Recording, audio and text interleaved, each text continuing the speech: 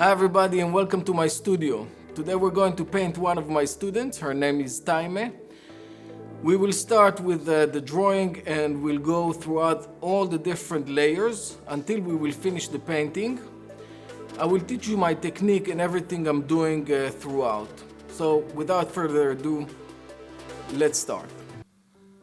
One of the most important things before we start is always to check out the composition and make sure the proportions are correct. Now you can use a charcoal or you can also use the brush with some paint. Sometimes I do it like that, other times I do it differently. It's all with whatever I feel at the moment. Sometimes I work in a reductive technique, but that's a story for, for another video. It's important to spend enough time on the drawing process. Make sure everything is correct. A great foundation for painting is very important. So spend enough time, as much as you can. Make sure the drawing is good or is good enough to your liking. And then we continue. Now during the drawing process, I pay attention to the anatomy a lot. It's important to understand anatomy when you're drawing. It gives the drawing much more realism and keeps it close to nature as possible.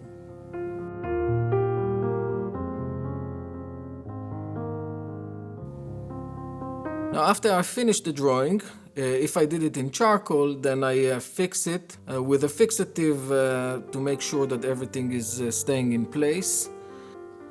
Now normally I don't bring the drawing into completion, but that's up to you of course. By completion I mean it's not a full-on drawing, realistic drawing, but it's just the outline and everything around it.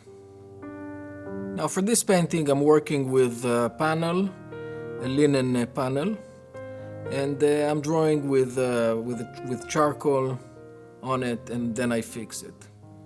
After you're happy with the basic drawing, we move to the painting stage, and so we choose the palette.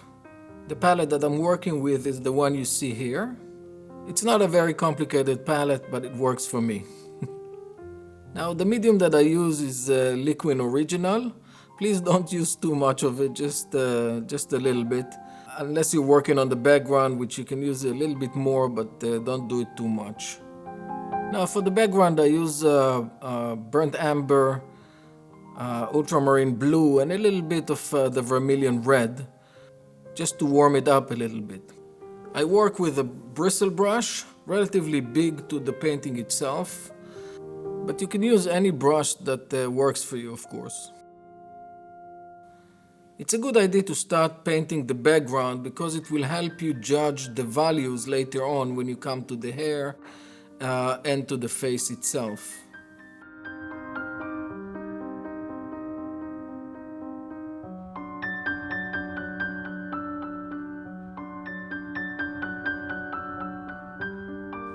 Now the hair is a pretty chaotic element in the portrait, so feel free to design the hair as you like, whatever works for you in the painting itself. Feel free to do it. You can change the color of the hair, the design, whatever you feel like. For the base color of her skin, I like to start with burnt sienna with some white. That will give us a base skin color that we can work with. Of course we will change it in the next few layers with different colors, but this is a good start. I'm working with a round synthetic brush, something that will help me navigate the different curves that we see here, and also maintain some texture on the base layer of the colors that I'm working here.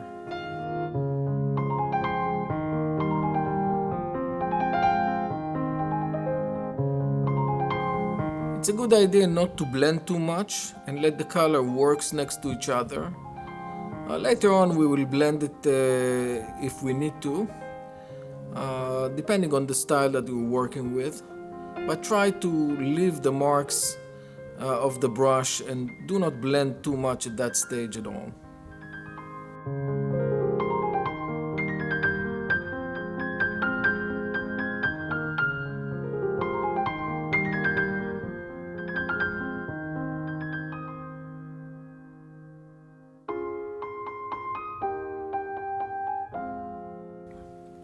As you can see, the brush is very big relatively to the areas that I'm working with. It's always a good practice to work with the biggest brush that you can until you cannot anymore, of course.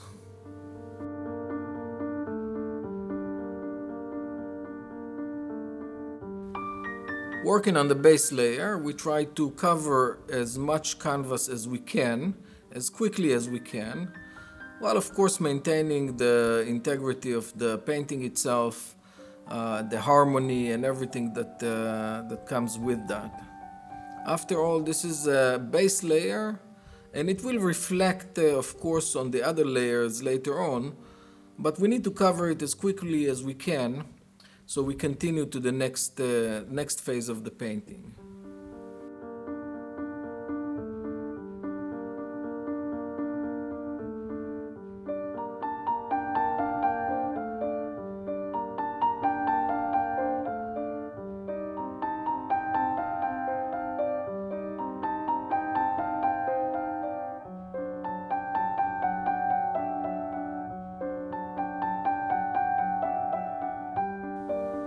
The white of the eye is of course never white. The sclera is an area with many colors.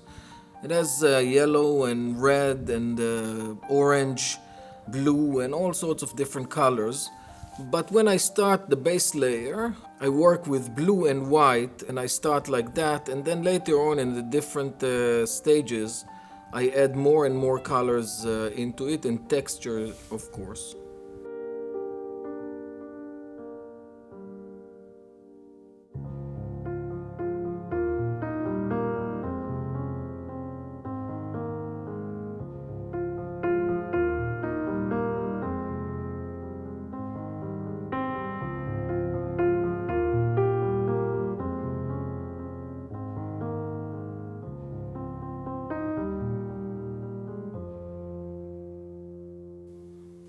The colors of the base layer always look weird. They look kind of dead. Don't worry about it, don't let it discourage you, it's part of the process. From layer to layer it's going to get better and better. Of course we can't get into a very saturated color right in the beginning. It's a process, give it time and be patient. I'm using a smooth sable brush here, just to build a different texture. And again, I'm trying not to blend too much, just a little bit area by area. I start with a very light color and then I slowly, gradually build up the right value. I still work a little bit fast at that stage. Still, there's a long way to go. There are several other layers to come next on top of that. And as you can see, the portrait is getting better and better from layer to layer. But as I said, there's still a long way to go. We take it step by step, don't rush anything. Just work by the process, slowly, step by step. And make sure that you work in an organized way. Pay attention to every detail in that stage. Although many things are going to change soon. For example, the left cheek of her is too much outside, and I will fix it a bit later. She's not that fat. She's a little bit thinner, and the face needs to come inside a little bit more. But we will do it step by step, slowly. There is no rush. We can always take a more dark color from the shadow of the hair and push it inside to make it a little bit more natural and according to the anatomy of her face, which needs to be more inside in that specific area. We are continuing now with another layer. As you can see, many things have changed so far and will continue to change. The process is slow, as I said. I still work with a sable brush right here. It's the next day, so the painting is dry, and I'm starting another layer only when the painting is completely dry at these stages. Later on, it's less important for me if the paint is dry or not, because I'm working more and more with more oil in the paint.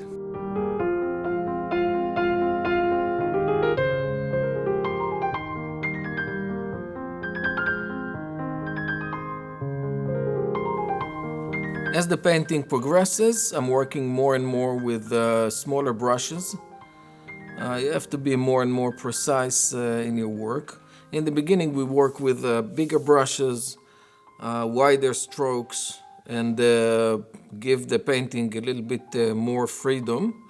As we progress, we work with smaller brushes and we let more precise strokes into the painting.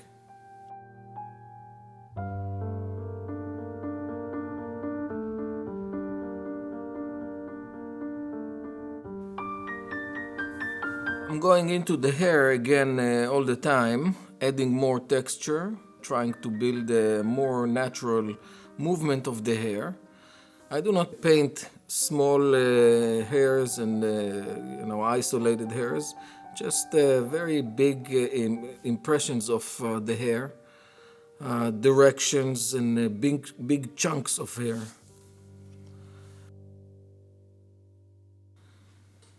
Painting the clothes is also like a hair for me. It's a chaotic element, another chaotic element in the painting. So I'm using a big brush or bigger brush with wider strokes just to cover the canvas. I'm not trying to be too precise and too realistic in this, just to give the impression of the clothes, just like I'm doing with the hair. Of course, you can work on it and make it more precise, more realistic. It depends on your style, of course, of painting and what exactly you want to achieve at the end of the painting itself. I'm working with more color in my paintbrush, and I'm trying to work on the values more and more to get it close to what I'm looking for.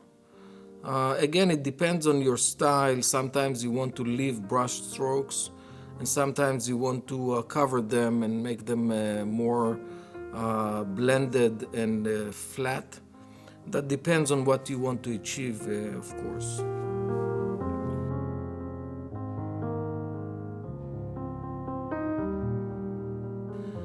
So there are two more layers left, and this is the fourth layer, and after that we will have the last layer, the finished layer.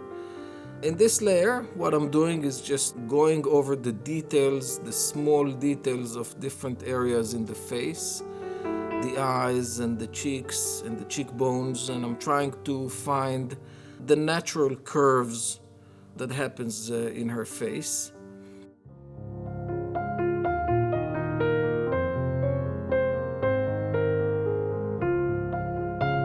Also of the hair, I'm working slowly on different chunks of the hair, trying to give it a more realistic flow. The highlight, I normally don't paint the highlight in white. I prefer yellowish type of color to make highlights. Also on the face, by the way. I find it more realistic than adding white. White does not really exist on our face. I mean, when you look at somebody's face, you don't see, even if he's in the sun, he or she, you don't see really white. You see blended yellow type of color that shines over the face. Not really shining in the sense of saturation, but make it higher type of value. The eyebrows also, they need meticulous work, different colors all the time. You have to have diversity in every area of the painting that you're working on.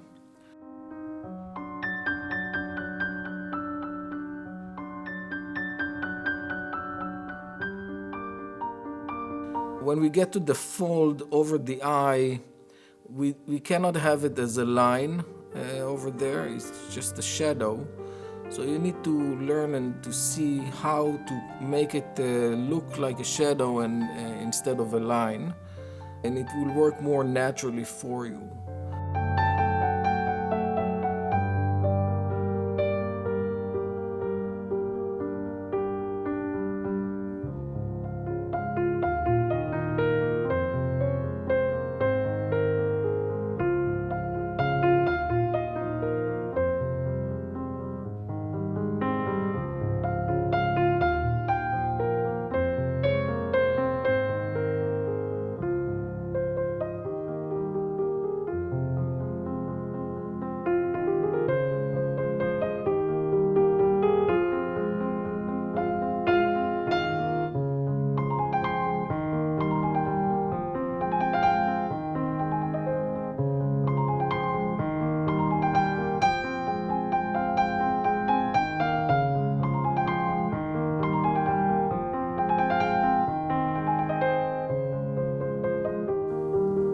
When painting the necklace, I pay attention to the texture, and I try to keep the color saturated, but not too saturated so it will steal the thunder from the painting itself, but just enough saturated that it will show the gold texture.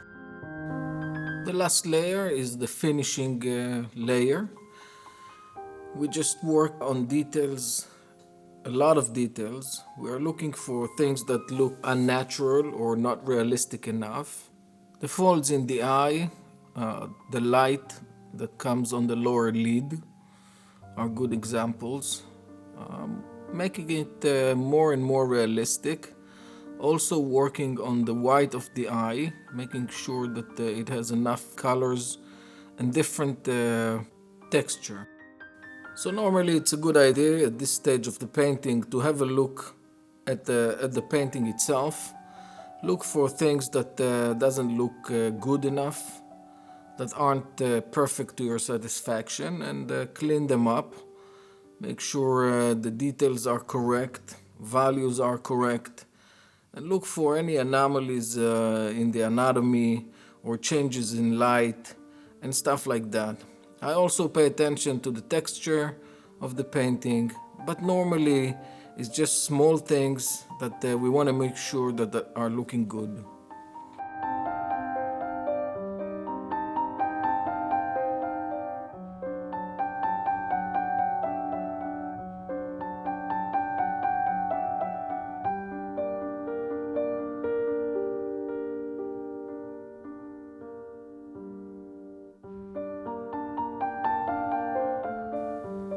We are approaching the end of this video. I hope you like it.